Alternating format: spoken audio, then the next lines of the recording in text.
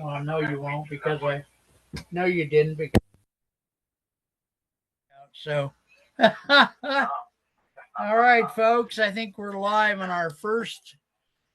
I am recording. Your first, yes. I'm telling the audience here, not that it'll be public. I am. We are live with someone who I do not have the permission to say their name yet. Ralph Lewinsky, or his name, and no, I have the camera going, and I have a very cute. I love stuffed animals, Pierre. Yeah, and actually, what? We'll finish talking about your stuffness. So I just, the mental illness thing is rather severe.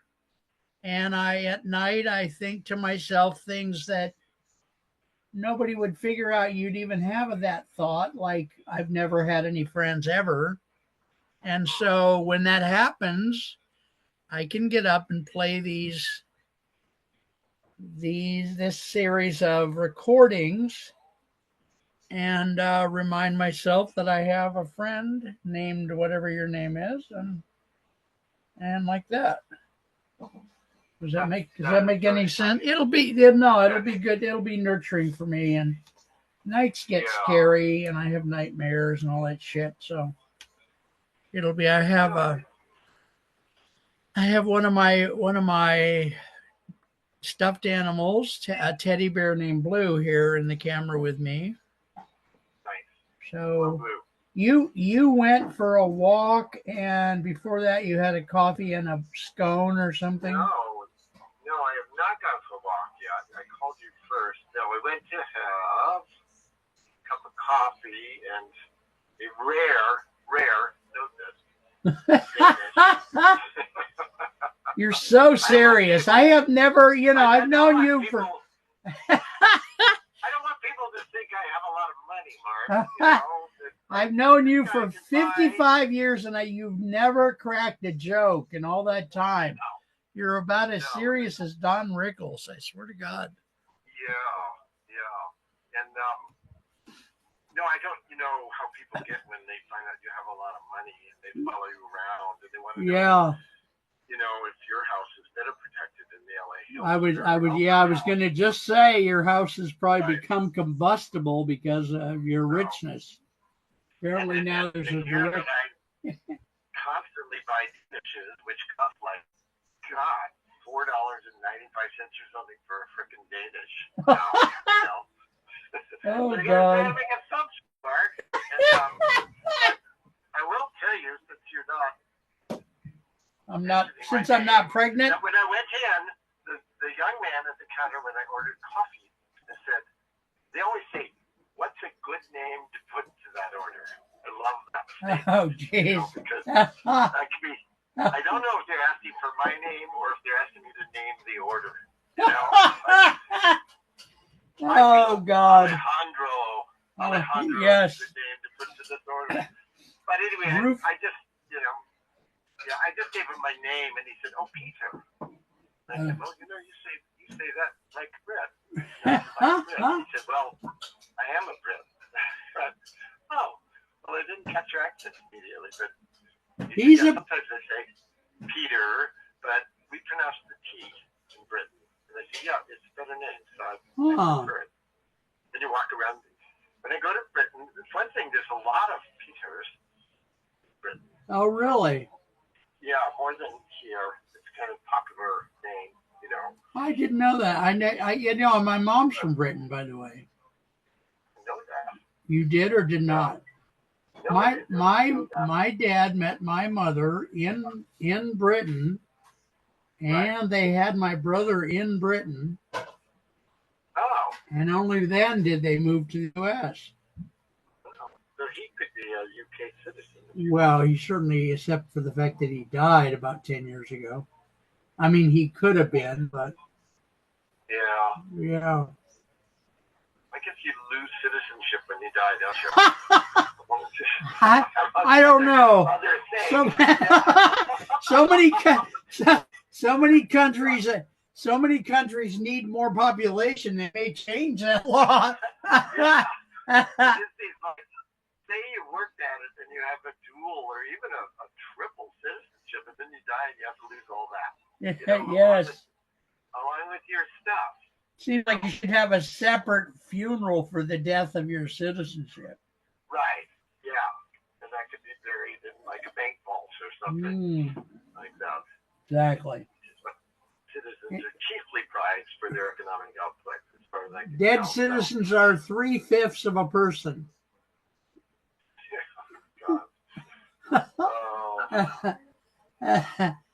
Oh, Lord Jesus.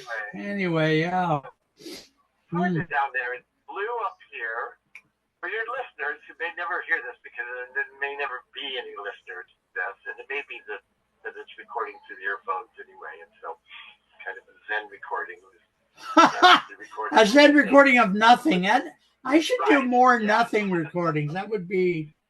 I think this is going to go freaking viral, but since I'm saying it on the camera, it probably won't. But I might play it somewhere just because I have Blue. My teddy bear Blue is sitting here taking up most of the camera, and my head is behind him.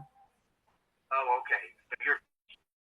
I'm somewhat blue. I'm kind of blue on blue. Yeah. Heartache on heartache. You know that great Zen statement, all things return to silence. And I thought, well, why bother getting them out of silence then in the first place? So, could you say more about that? Yeah. Yeah. I speak dreams about silence, right? Oh, Sugarfoot. Hey, Marc, don't yes. get me started.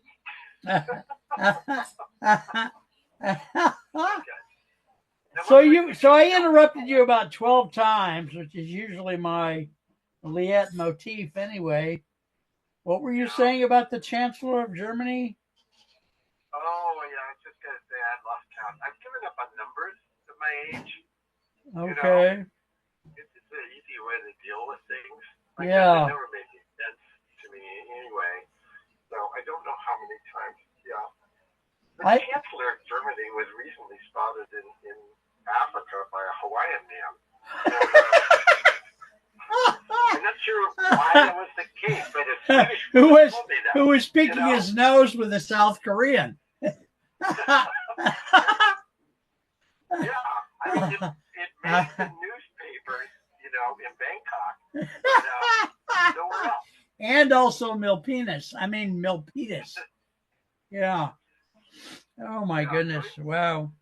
Well, I always wondered if the Kaiser Wilhelm. I always wondered if the hospital system. That's exactly where I was going. Thanks for stealing my thunder, Lucille. Oh, sorry. Yeah, some people die and they lose their citizenship. We've covered that. Yeah. Other people get turned into an entire health system. Yes. Especially people who unite a bunch of tribes and provinces to form a new nation. Those people have a higher correlation of forming medical systems than, say, people who stub their toe in Africa while picking their nose with a South Korean. True. While you mentioned that, we hear so much about the participating provinces, but we hear nothing, Marc, about the non-participating provinces. Yes, you mean like Greenland, yeah. I think that much sought after country. Oh God. Oh Lord.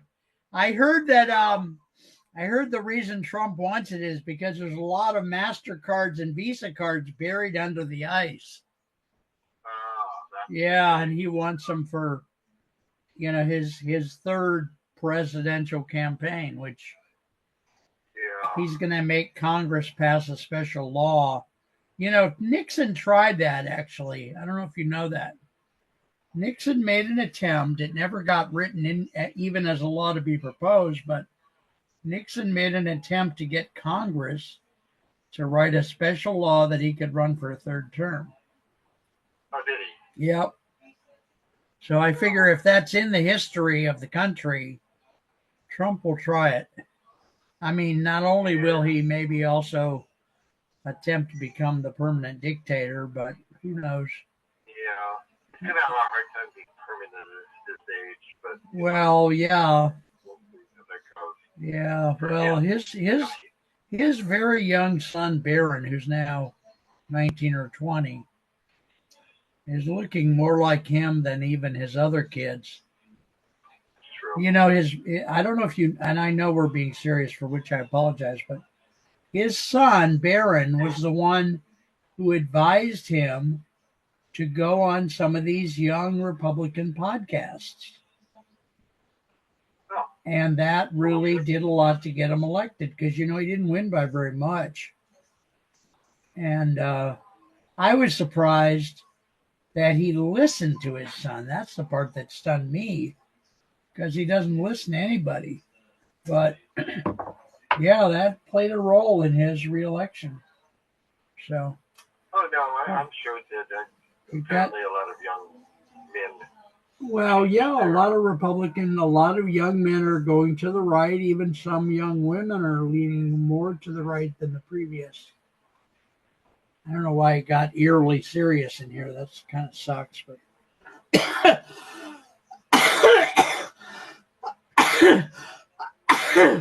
God. Yeah, so I really want to, serious, not joking. It's going to sound like a joke, but I really am getting more dementia, and I'm missing appointments, and I missed 1 week. I missed 3 TV shows in a week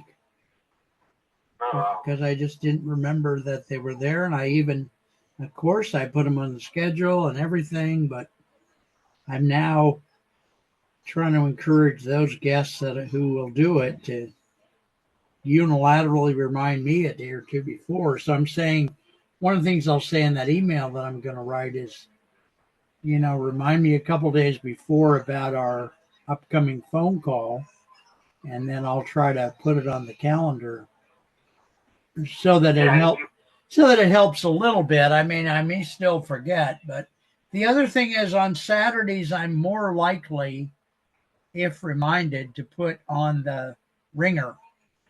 The rest of the week, I still get like 7 to 11 scam calls per day. It's fucking ridiculous. Yeah. Anyway. Yeah. All right. Well. The goal of our media, you know, AI will help a lot with it to make all of our great technological media devices. I don't know if that's the right word. Is your phone a media device? Anyway, communication devices useless. You know. And how's it going to do that again? By clogging them up with shit. There's a guy who wrote an article, and I won't be able to remember the word. Okay. Yeah. But there's a word that describes the amount of junk up in space, which has become very serious. Right. Because the stuff is, you know, can damage satellites. Right. That. And when you get to the point that there will be so much junk in a certain orbital elevation up there, that certain orbital elevation will become useless, right? Yeah. You won't be able to put anything in there unless you've got some way. You know, it's hard to go up there with a trash picker upper.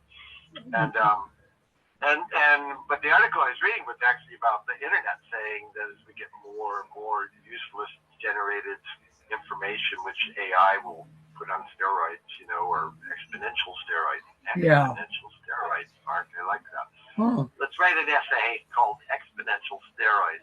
There we go. Yes, we could call it ES. I mean, eventually it become useless, just like, I mean, your mailbox is pretty much useless now. You know, you haven't gotten a letter in years, right? Yeah. You just get all this junk, and the email box is, I spend not a lot of time because I just bulk throw things away. Yeah. People, especially as a copywriter, I love looking at people's very hopeful subject lines, you know, like, Peter will open this. We put his name in it. Peter, are you with us? And what I do is I click on the top email, and and then I scan down. Each email gets about a tenth of a second. Jeez. Okay. And then when I get to an email that I might want to read, which is usually like Poem Day or something, like I like reading those poems. Yeah. I shift click on that, and that selects the last 47 emails, and I put them. Huh. Cool. But I probably spend half an hour a day doing that because it fills right up again. Yeah. So wow. Yeah, I took a different approach on that, which my approach is not nearly as good as yours, but that's a good. I was going to interrupt you and say something, but I forgot what it was. But anyway, yeah, so. Oh my God, I miss you, bro. You're good people. I miss you a lot. And then I'm saying maybe talk on the weekends because. Okay. And I took on a new client who is paying me commission only, but he's giving me a high commission if I sell anything. Okay, he's the only one who's he's the only one who I'm doing that for. But he's very interesting, and I'm learning by phoning for him. I'm learning things that I have not learned by phoning for myself, which is kind of odd but refreshing. Yeah, so anyway, all right. So I care about you very much. I love you dearly as a friend, and I love you too, brother. Take care, okay? Yeah, please talk to you soon. I may send you this recording only because you should look at least one of them, and possibly the others will be like cookie cutters of this. So. Well, I want to see Blue, dude. Oh, he's so cute. He has a stain on the side of his face, like between his ear and his eye, that looks like a blood stain.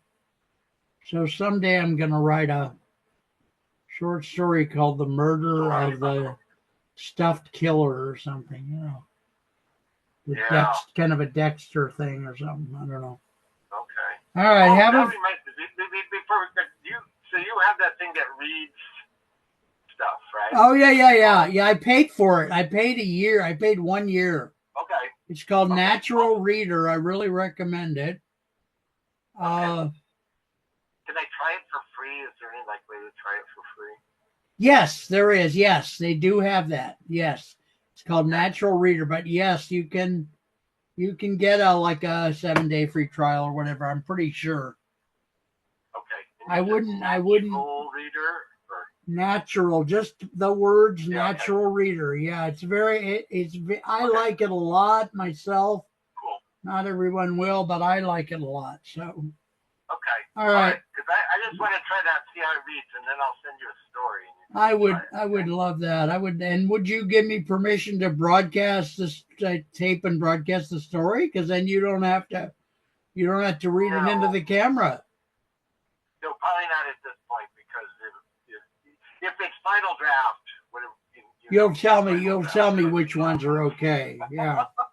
Yeah, well, I can tell you which one. But the audience might like. Here's draft number 5, and we're just biting our tongues to get draft number 6. Right. Tune in next week. Tune in next week when Peter says the soap is up my ass. What do I do now? I changed the word on page 8. 47.6.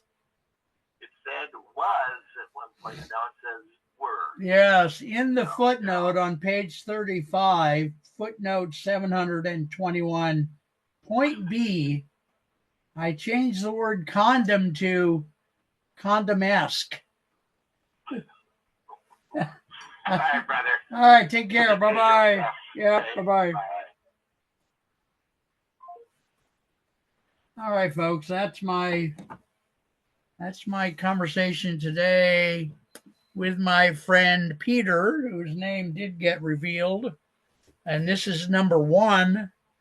This is number 1, episode number 1. So booga booga. I love you guys. I'll talk to you soon. I might do another show today. I'm kind of talkative today, so all right, let me do the stop recording.